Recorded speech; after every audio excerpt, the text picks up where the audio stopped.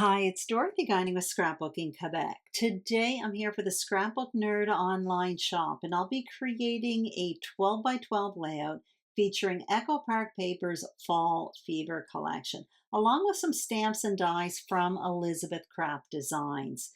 It's video 3 in my mini series, One Sketch, Three Ways.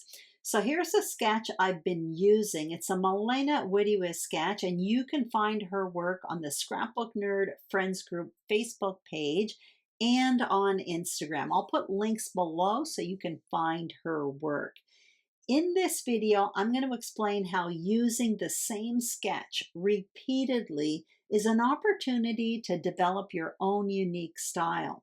For example, here are the 2 pages I created already using the same sketch. I flipped it 90 degrees, I used different size photos, but you can definitely see how I followed Milena's sketch. Now, look at what I'm going to be creating today. The design is evolving. That's what I want to talk about in this video. Here is the material I've selected. I'm basically repurposing Echo Park Paper's Fall Fever collection by adding dies and stamps and turning it into a travel collection. These products came from the Scrapbook Nerd online shop, so I will put links to the shop along with the products I use in the description box below. I'm also going to put links to the 2 previous videos in case you want to check out how this design evolved. So let's get started. So here's what's on my desk. Basically, I have a bunch of leftovers from Echo Park Paper's Fall Fever collection. For this layout, I'm going to be focusing a lot on the B-sides and the solid papers because this is a fall collection and I am doing a travel themed layout. You can see I double matted 3 photos in advance. To turn this into a travel themed collection, I'm bringing in these tag dies from Elizabeth Craft Designs. I also have a travel themed stamp set called Adventure Awaits, again from Elizabeth Craft Designs. I have the sketch handy, of course, but I also have a layout that I've already created inspired by the sketch, and I tend to look at that more than the sketch at this point. I'm showing you my embellishment tray here. So I have a bunch of bits and bobs in here, but a lot of it is leftover embellishments from 49 in Market's Vintage Artistry Everywhere collection, which is a travel themed collection. And I'll talk more about these products when I use them, when I embellish my page. Now, the first thing I'm going to do is create a foundation layer for my foundation page, or some layers, I should say, for my foundation page. You saw that I have that page handy that I've already created, but I also have the sketch there in the top left-hand corner. And basically what I'm doing here is cutting up a bunch of strips of paper, which is going to form a wide border that I place on the left-hand side of the page. And I'll put measurements for all of these page parts on the screen a little bit later on. Keep in mind when I put measurements on the screen, it's for visible paper only. You can see some of my papers overlap others. So if you want to overlap, you would cut most of these wider than the measurements I put on the screen. At this point, I'm realizing the 3 photos that I have for this layout are bigger than the ones that I have on the layout I've already created. What that means is I cannot make a vertical line like you see on the sketch or like on the layout that I've already created. So right now, I'm going to have to tweak this layout, and this is how a design evolves. What I decide to do is cut myself out a jumbo semicircle, and I plan to place my 3 photos instead of in a row. I'm going to create a grouping with them, but I want to have a home for this grouping of photos. So that's why I'm cutting out this jumbo semicircle. And what I'm going to do is basically place it on top of this border, and you're going to see I kind of arrange my photos on top of it. So it really is looking different than the sketch, but it definitely is inspired by the sketch. And the way it works is the sketch has smaller photos. I flipped the sketch already 90 degrees. I created a page with it with those big square photos, which is why I selected my layout to follow Then I realized my photos were too big, and then my design started changing. So it's morphing into a design all of my own. Before adhering anything, I want to apply a bit of ink to these paper pieces, and you see me using Morning Mist by VersaFine Claire. I don't make you watch all of it, but I do it to the plaid paper as well as to this semicircle, and I don't end up doing it to the blue paper or the yellow paper. I just liked it as it was, so I left it that way. And also off camera, I adhered that plaid paper to that blue vertical strip. Now what I'm going to do is adhere these page parts to my foundation page. I'm starting with that yellow piece, and I'm adhering it about 3.5 inches from the right hand side of the page. The next thing I will adhere is that semicircle, and then on top of it I will adhere that vertical border. Now I will keep my photos separate for the time being because I am going to want to play around with embellishing and the placement of the photos with the embellishing. And you can see I have my embellishing around me. So I have some enamel dots, some chipboard pieces from 49 and Market, twine, scraps, those are rub-ons from 49 and Market. I also put my title, or what I think is going to be my title, which is So Much Fun, on wax paper. You're going to see later on that gets switched up, but for the time being, that's going to float around my page. What I want to do right now is create a bunch of tags. You can see on this sketch there is an embellishment border over on the left. That is actually what attracted me to this sketch in the first place. What I want to do is create a bunch of tags for that embellishment border. So I'm getting out this die set from Elizabeth Craft Designs. There are a bunch of tags there from really big to really tiny. I pick out 3 of them, and I'm going to cut some out in this craft paper, and I also cut some out in white paper as well. I don't make you watch all of this as well. In a minute, you're going to see I have a bunch more tags here. And for one of them, I did my journaling on white paper. Then I cut out the tag. What I want to do right now is embellish these tags. So I'm taking this stamp set from Elizabeth Craft Designs, which is called Adventure Awaits, with a bunch of travel themed sayings.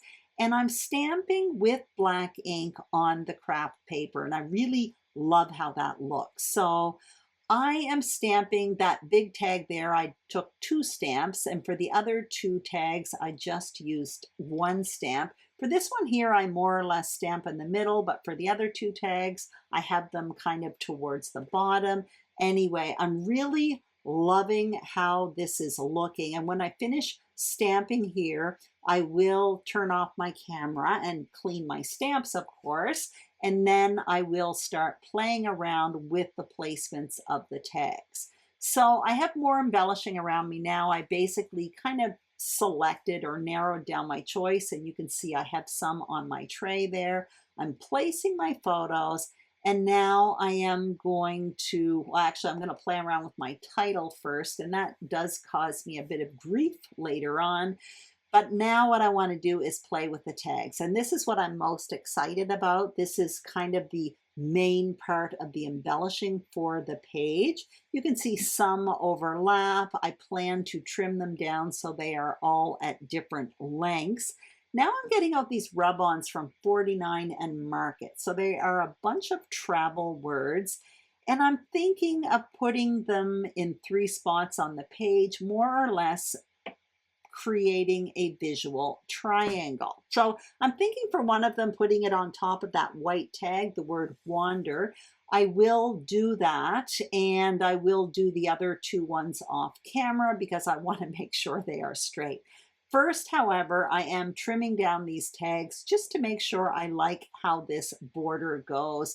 At this point, I'm not quite sure how I'm going to trim that white tag, but what I decide to do first is apply this rub-on. I want to give you an idea how easy and nicely these rub-ons work. What I'm mostly worried about is getting the words straight because these are really straight words, so I want them straight across. I decide to draw a line in pencil with my ruler thinking that would help me, but it turns out I didn't really need it because if you notice the at the edge of the word, there is like this square bracket. So I just made sure that was lined up against the left-hand edge of the tag, and that kept me nice and straight. So right now I'm just transferring the word there. And what I will do is turn off the camera and do the other two that are directly on the page. Again, I just really wanted to make sure they were nice and straight. And it's kind of awkward with a tripod over your head.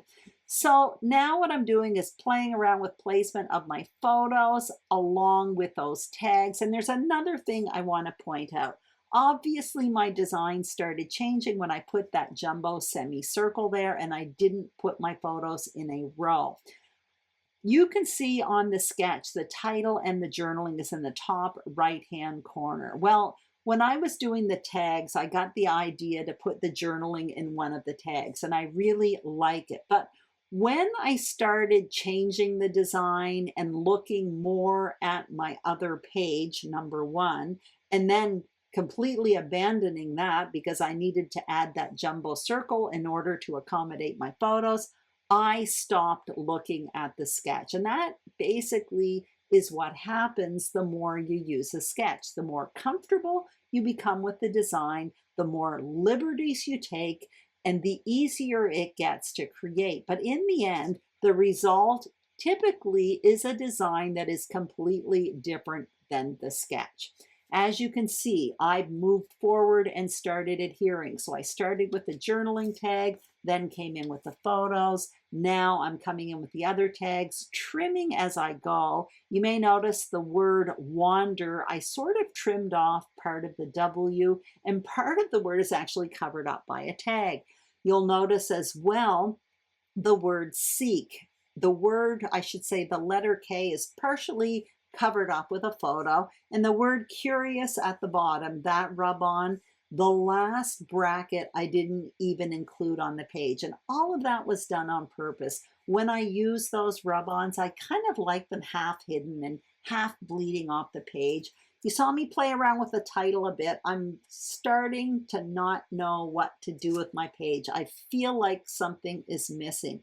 So much so that I've jumped ahead to some finishing touches. You see me adhering some red reinforcers that I cut out with that very same die set when I cut out those white tags.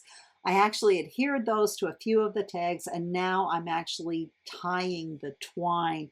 That's because I don't know what to do. Typically, I do those things at the end of the layout, but I feel like my layout is missing something and I don't know what to do. So after I tie up these bows, I decide I have to turn off my film. I just didn't know what to do anymore. When I took my break, I had a fresh brain and I decided I needed a little bit more color there. So what I ended up doing was those mats that were behind the photo were yellow. The flip side of them was red. I was actually able to turn them over without ruining the paper. And at the same time, I decided to cut myself out a title with dies from my stash. Those are Sizzix dies that I've had for a few years, and they measure about 1 inch high. So I have my title now in red. My photo mats are in red, but I don't know where to place my title because originally I thought I was going to be placing it on top of that photo, but these letters are just a bit too big for that. And when I placed them at the bottom of the page, I felt like the design was a bit too bottom heavy. So I'm deciding to put the title kind of in the middle between those two photos on the right-hand side of the page. For the word so, I'm thinking I'm going to put it in one of those chipboard geotags from 49 and mark it. So what I'm doing right now is cutting paper to back one of those geotags. So I just drew a pencil line in the middle, cut around it with scissors, adhered the letters SO, and now I'm adhering that frame, or I'm about to adhere that frame on top of it. So that's a little embellishment that incorporates part of my title, which is kind of fun.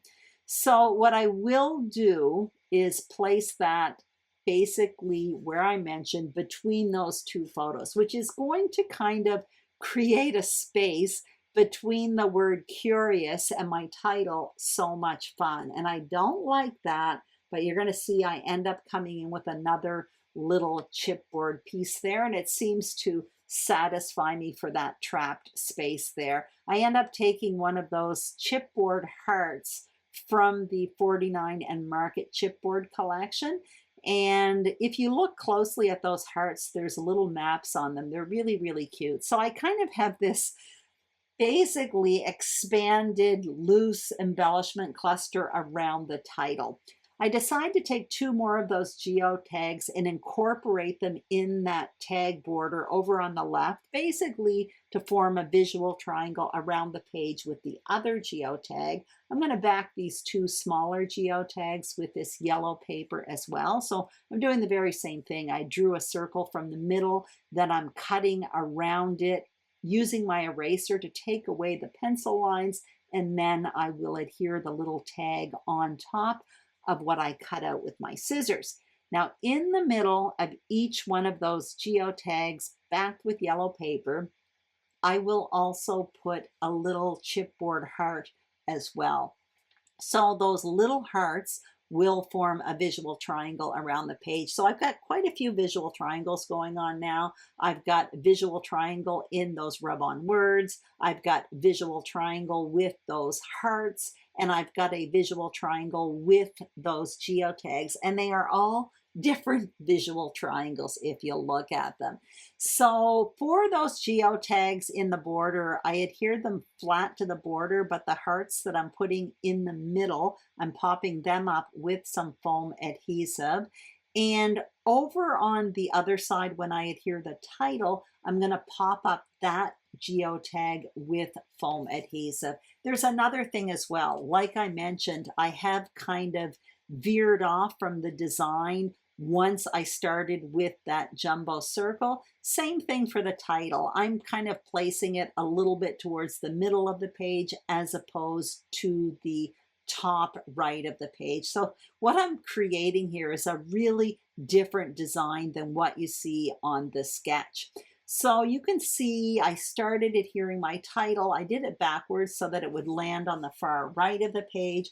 I continued off camera, then I adhered that geotag with the word "so" with foam adhesive, and it kind of overlaps that photo at the top as well as that letter M in the word much. And now all I'm doing is finishing off my tags. I added a few enamel dots over there on the other tags that didn't have strings. That introduced a bit of red in that border, and that is basically my finished layout. I hope you liked this mini series, and I hope it gave you an idea on the benefits of using the same sketch. Sketches are always great jumping off points, and you can use the same sketch over and over and get the same looks, or I should say, get very different looks just by switching up material and photos, and of course, turning the sketch. There's another benefit. The more you use the same sketch, the more familiar the design becomes. And this makes for quick and easy scrapbooking. Finally, the more you use a sketch, the more you will probably tweak it. And in doing so, you will come up with your own design that is unique to you. I hope you enjoyed this video. If you did, I'd greatly appreciate a thumbs up. If you haven't subscribed to the Scrapbook Nerd YouTube channel, we would be thrilled if you did. The same thing for my channel, Scrapbooking Quebec. There is a link to the Scrapbook Nerd online shop below, as well as links to all the products I used. Take care, and I will see you soon on YouTube. Bye-bye.